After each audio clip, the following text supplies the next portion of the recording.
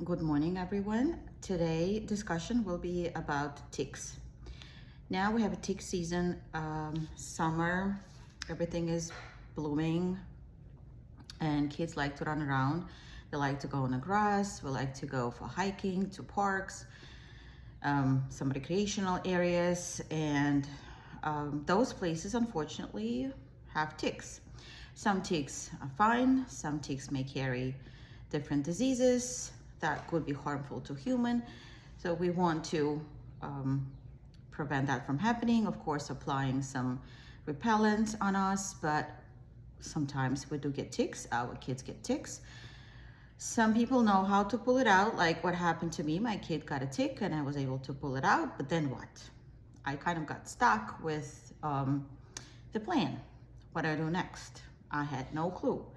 I went searching online and I called local urgent cares. Unfortunately, they said that they're not testing the tick. They only can assist in pulling it out or take preventative measures like give the antibiotics if they suspect that you acquired something from the tick. Long story short, let me show you how to pull out the tick first of all. The dot that I have, it's not a tick, so you know, I just put the dot. So the tick usually is small like this and it looks like a dot. So you would need like a very, very fine tweezers like that to pull the tick. So you're gonna bring it as close as you can between your skin and the tick, squeeze it, and you're gonna pull it out with normal, speed. You don't do it like that because then in this case you can just damage the tick, you can break the tick, or the tick may regurgitate whatever it's already ingested in the system, which is not safe. We want to avoid breaking the tick. We hope to get the tick alive and completely out. So between the skin, squeeze and slowly pull it out. Once you pull it out, you're gonna take plastic bag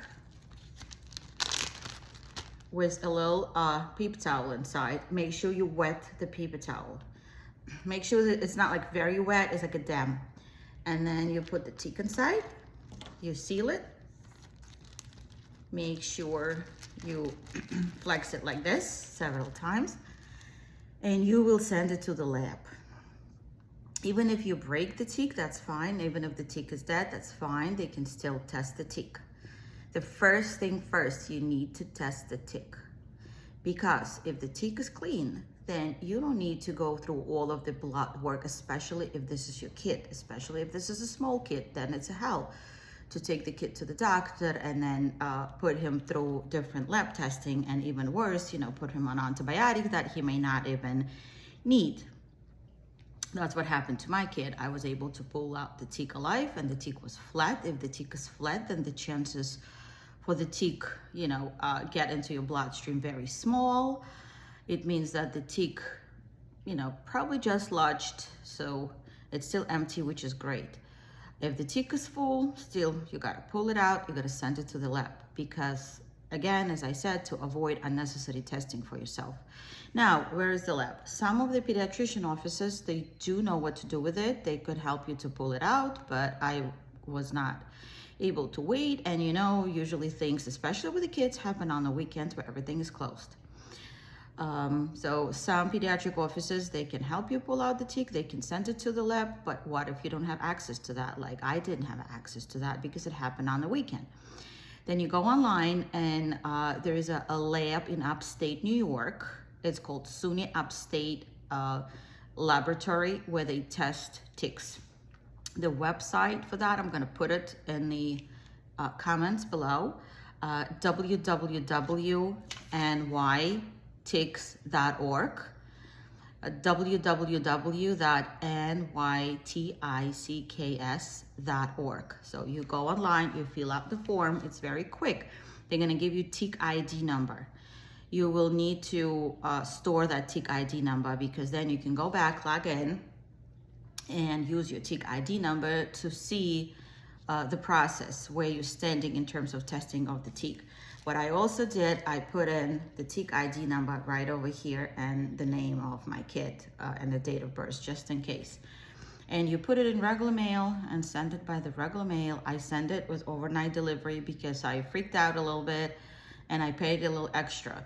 The amount is very, very decent. It's $20 for the testing. That's $20 just for Lyme disease, which is the most common. $40, I believe it's Lyme and 2 or 3 additional diseases. And $80, I believe it was 15 conditions that all the ticks can transmit. I went wild. I decided to do the entire genetic testing for the tick, so I paid for all the 15, and luckily tick came out clean without having any conditions. But unfortunately, well, it's worked really well for us, thanks God, but unfortunately the tick that my kid got is the one that causing me allergy. But thankfully we had no reaction to meat or anything, you know, we all good with that, but no Lyme or any other diseases, which is great. So with that testing, they're gonna send you the name of the species of the tick, so you can Google it and see, like I did, so what else that tick may cause. Well, I guess this is it so far for the tick.